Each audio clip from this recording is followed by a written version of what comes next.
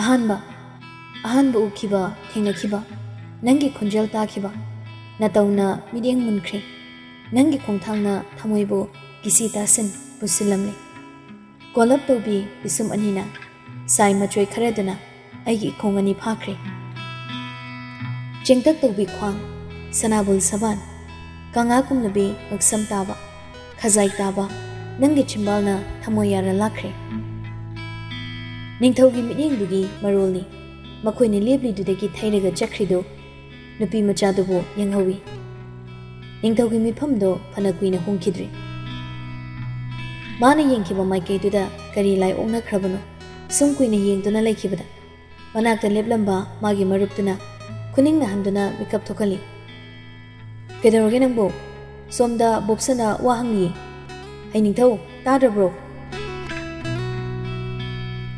निंगथौ ज्ञान थारई फैजा येंगलई मरुपकी पाकुम पीदे मतोंदा नासोना मुरुमुरुम सोल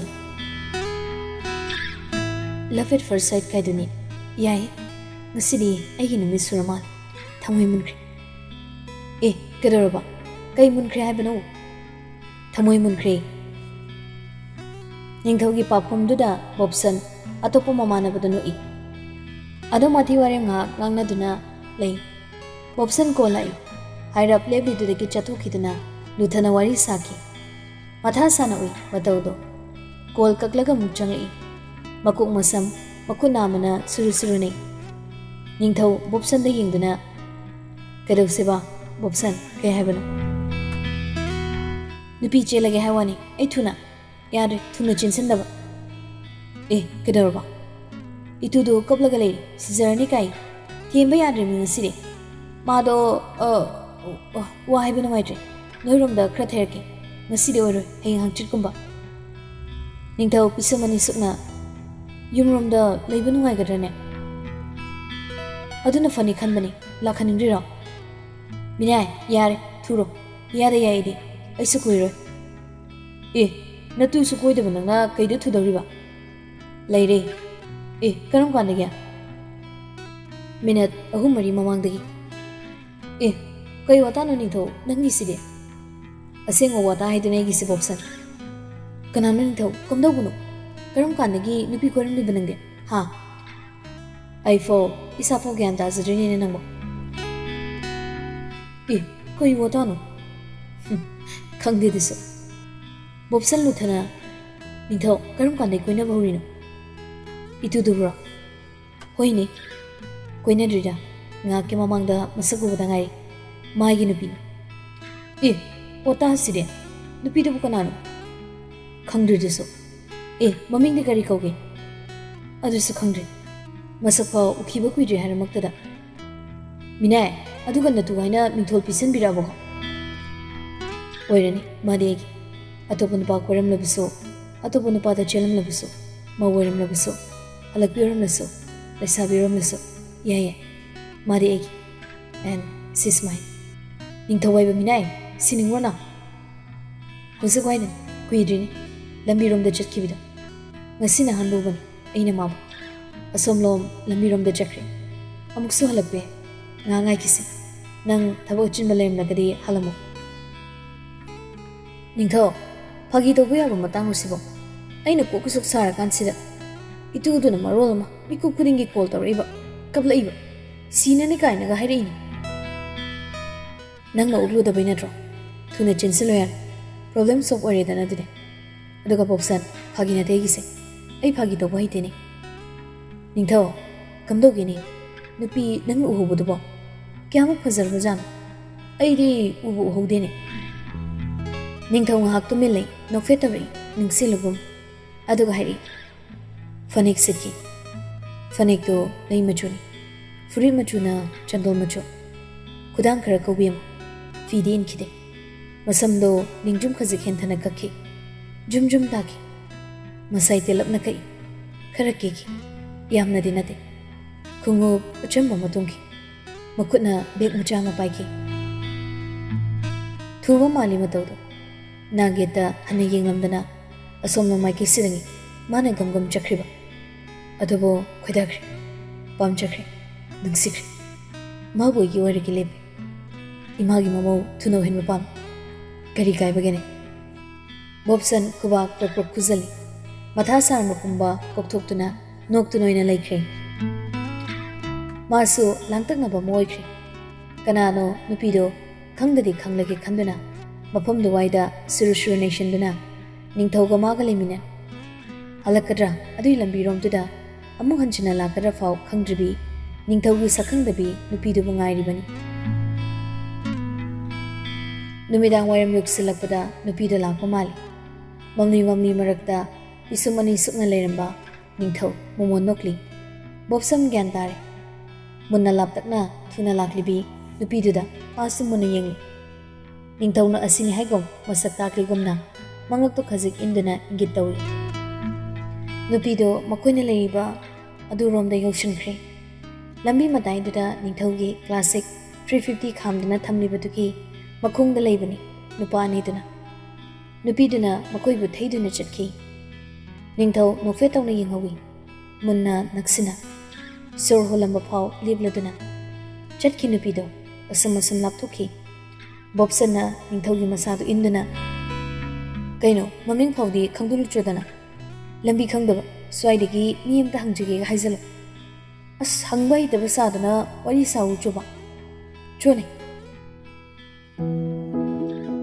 निंगथौ अदुबु मची लेंदी समियंग लंबदगी गाड़ी मचादो स्टार्ट तौखी तबली तबली थौबा होखी बॉब्सन गलोइनना नुपिदुगी मतुंग लापतकना इलै लंबी मताइरोमदा थैजनदना नुपिदो चलंबदो लेपखी मियाई चलबी नुपी अमना सौरपना नुपिदुना येंखिबा उई खोंजेल हौरपना हाइखिबा तावी कदाई चलुई हा नपाना फुबीदुना सीबा तारेने नंको लाउ लाउ थुना नंगने लाकमंदे हाइदना आई थोलैबनी लाउने नंगबो अस इमा लाइसिदी थबंग यादबैनी यारो द कोइबे मा काना रोइको अइना खंगलोइदौना तौनु तौनु हाइबा थबकसिदा नंगना तौरिबा सिंसे नंग सोइरोइको थुना लाउनी मांग थारोसे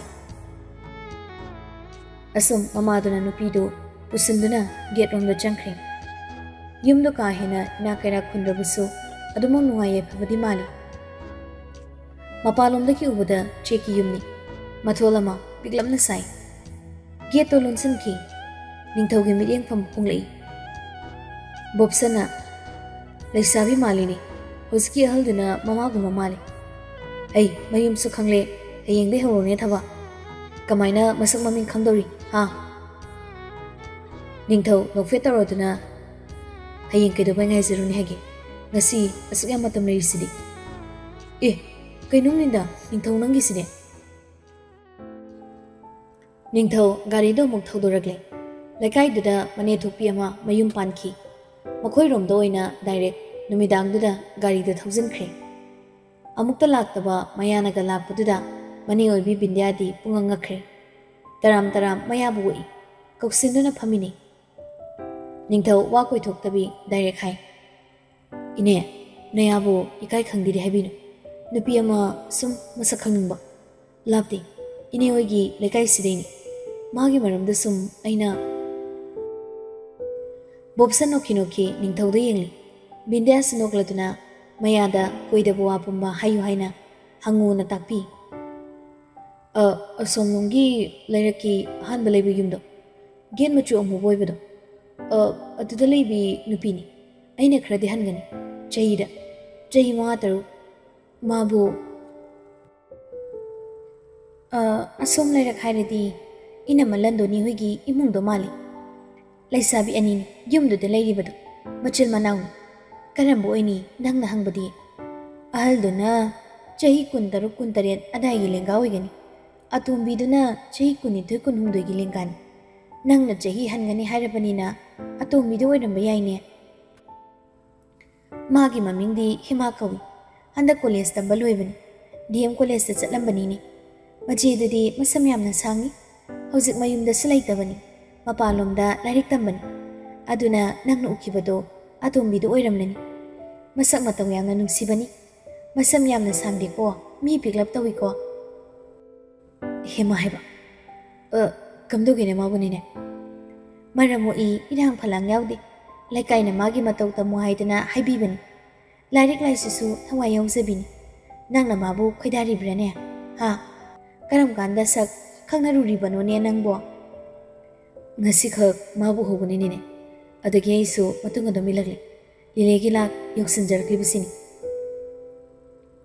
onto ida masidi thaina gi nangi mangaw thibado halamrine namadi kamdawri ha namagi mamo pusilage khalabrane nangbo pusiladawne ne nan khei leitabagi tawban ngasi de dilai heima masidi yemune hainingo pumba dong ban leiteni hai aine wa haudu pirake ko hemagi ima baba hoisu aikhoi ga lekai si punbagi adumak lunatine wasi aina haudoki ado aina pausum tabada hema do mama hoini yadaba nupa macha amaga khangnai haibra sum pau tabani ko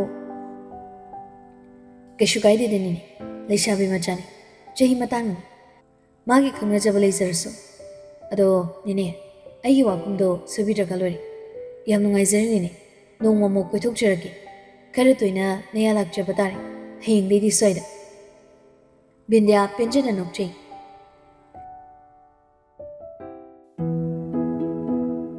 nongmuni ne dum hoki hema nongmaki ngahak ngahak mayum lomdagi thoklei nungthilwai pung ani hum taba adwaida mana tholak khudingi makoi thongal adai waida sum nupa ma matomta leiramba amukta nupa makoi ni sirambusu yawi leptuna leiramba ui gari macha amaga hekta thoina khanjiludi adubo toina nupa amadi masakta nutigi urubanina masak khangli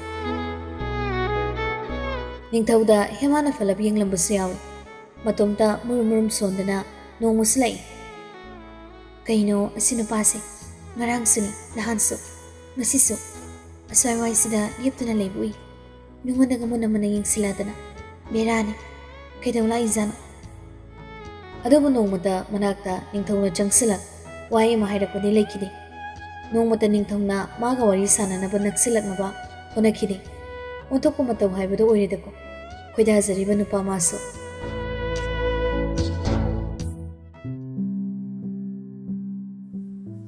somdana laikai mane pindyana hemagi mama landoni ge manakta toina lakui wari kuina chikthane nupi ani do bindyana landoni da ningthaugi maramda nongmu gi wa khazik hawdokpa hawkhrabani magi imung manungge maramda loiba naide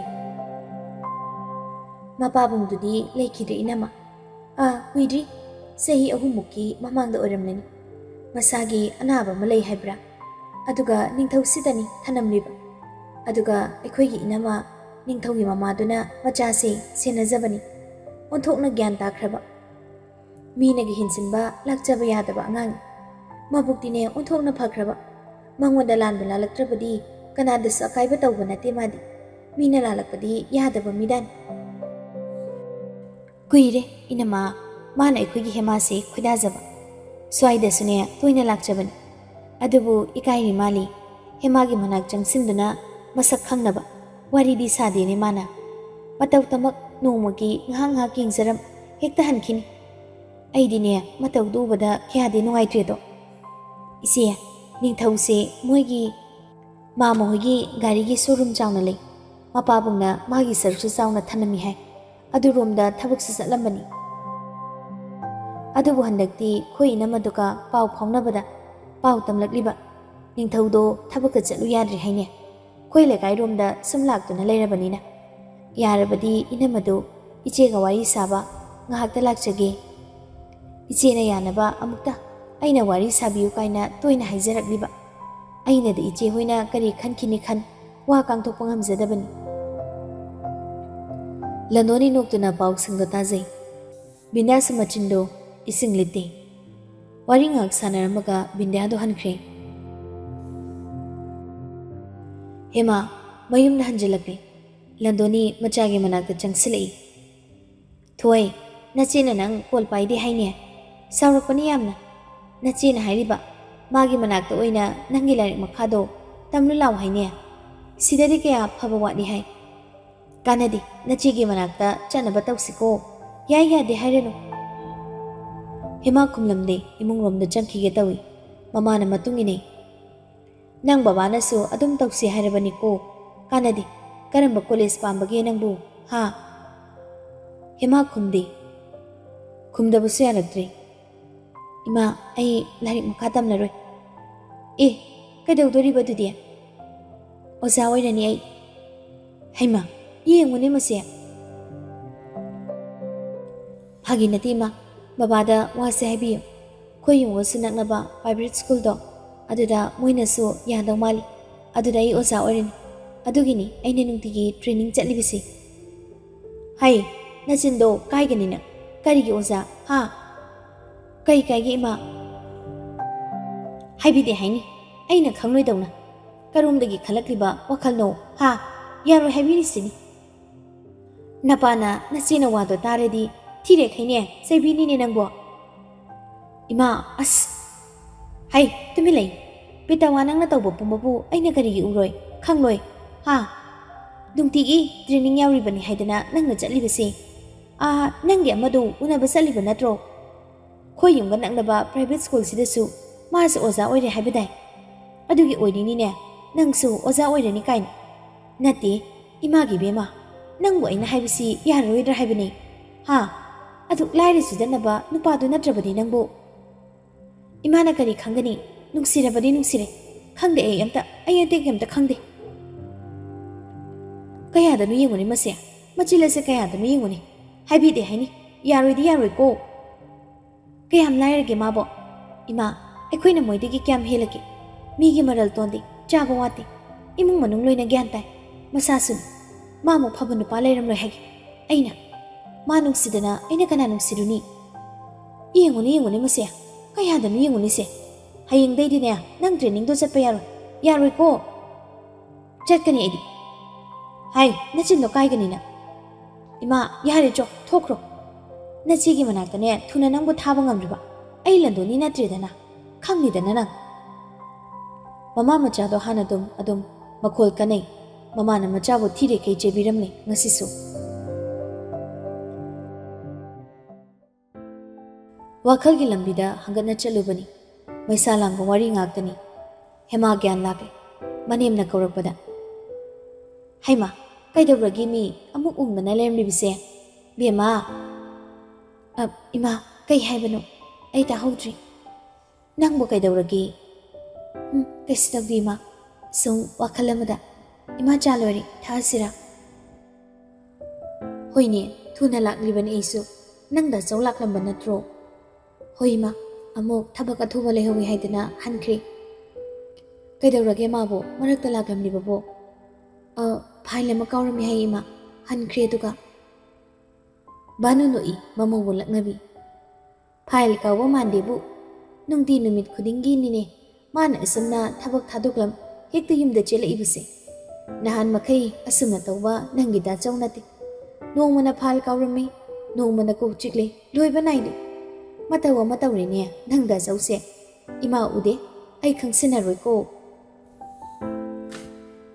Hema kumudri sorama sang hundai wakal marakta ubu uridi manem na muna yenglai tapna hanglai ima nachom dabu yamna phasakhe banu nachom chinsinduna laglibato simlaga sibo ho namabo khoidane masu singna lei sanari bani haidana leirami kulmuhor leisi ubada phajaman khaduna ama tab loduna imana chinsilapani phajabrane Hema mumunogli mangagdo tapna nomlaga.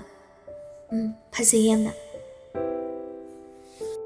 Banu mamai laithoki adubu hema madi tana manem romda yengli.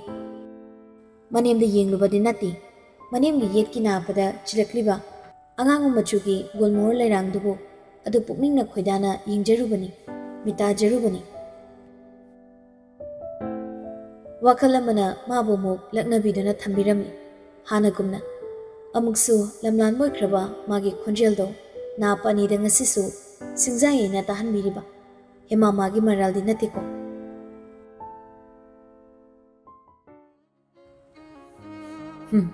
chahi mari manga matungdadi pambise mapung phadongni ka thoi aduga yana na salakpa leido aini hiktuna kudol ohelaga loi nangi yetkina paduda na jomo hinduna khutni chingani nasana ya jareko यादे हैबेरको मतमदुदा हेमा कया नुंगसिना नुपा माबु यिंगजखिबा मोमो नोकजखिबा अदु पिंजखिबा अमुकसे तामख्रबा नुपा मागी खोंजेलदुबु हंजन हंजन तहनबिल कदोमदगिन अमुकसे जाकलिबी हेमागी थमोइदुबु ओतके यावना ओतलिबनि कांदे लागलिकानसिदा संबल खजलम लंबी मताइदा थाबा पांबिनीना मीना सन्न चंगदुना मु फुक्तोपिरमदबदि एदि मांगजरे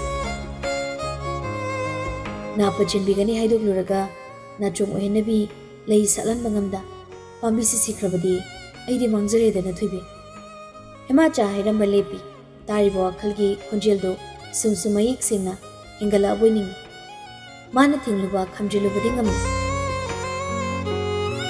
अगी थोइना ख्वाइदगी फजै हाइबा गुलमोहर की ले फजै यामना फजै नंगना पामा पुंबा तमोजोगी सोपामनी नंगना फजै हाइबा पुंबा आइने न खुइदाइ अदुबु तु यंग इबानीगी गुलमोहर पाम्बिसिना नंगी हेक मथंगदा इनुंग नुंगसी सिमदी आइने सिद्रबाउ सेनरनी हाइबुदि हाइदे मतंगना मतमना यादेदुना करिगुंबा नंग लेबु मिराइरमलसु किशु काइदे गुलमोहर पाम्बिसिगी मखुंगदा माली ओइदुना नंगनि खना माबु सेनादुना नुंसिलैना नादुना लेथोपाइदु गोथोइबे नंगना पंगोक्तो नोक्तोना लैदुबु कैगिनो हा येंगलेसे नोगलिसे है मसे मसे थमोचोगी थोय ताद्रबो नंगबो ताद्रब्रो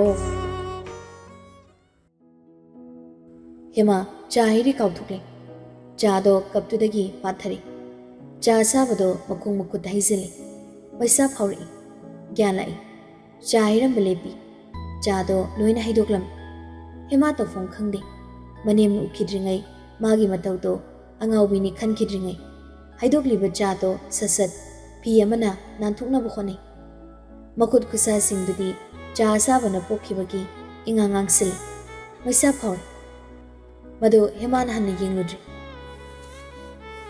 नुंसी मैसा लांगलनी काइना मैचा क्योमलनी मागी हक्चांगदा मैसाददी कैसु नत्तबोइना लौख्री मनेंगी नापगी नाचुमदुना माबु लक्नबिरमले मागी गुलमोहर पाम्बिदुना कदोमदा माना मिराइबिरमले हन्ने येंगलुद्रि मुरुम मुरुम खोंजेलिंग हाइरे ऐना मिराइरमलसु इबानीगी गुलमोहर पाम्बिदुदी नंगना सेनरमगनी आई खंग ऐना वारिबनी लेफम चाफम खंग्रिबदी गुलमोहर पाम्बी नंगी मरमगी नते ऐना वारिबसे थमोचो नंगबु कनाना सेनबिरमगनी नंगबु कनाना यिंगसिनबिरमगनी ओ असु तेदा पॉइसे ऐ लांजरे थमोचो ऐ हमना लांजरे